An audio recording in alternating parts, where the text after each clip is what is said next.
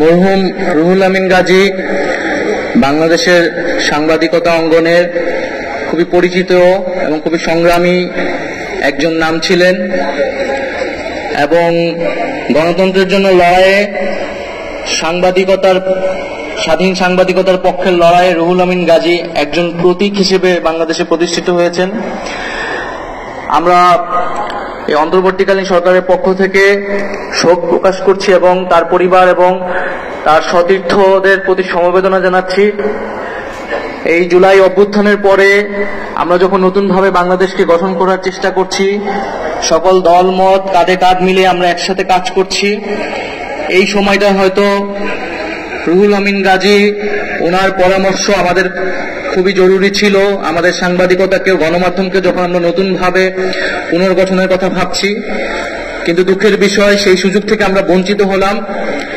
কিন্তু আমরা আশা করব যে এই যে কারা নির্যাতিত সাংবাদিক রুহুল আমিন গাজী, যিনি গণতন্ত্রের জন্য, মুক্ত গণমাধ্যমের জন্য আজীবন লড়াই সংগ্রাম করে গিয়েছেন, তার সেই পথকে আমরা সকলেই অনুসরণ করব এবং রুহুল আমিন গাজী যার জন্য লড়াই করেছেন, গণতন্ত্রের জন্য, সেই গণতন্ত্র প্রতিষ্ঠায় আমরা সকলে ঐক্যবদ্ধভাবে ভূমিকা পালন করব এবং এই বাংলাদেশকে আমরা সম্পূর্ণরূপেই ফ্যাসিবাদ মুক্ত করব, গণমাধ্যমকে ফ্যাসিবাদ মুক্ত করব।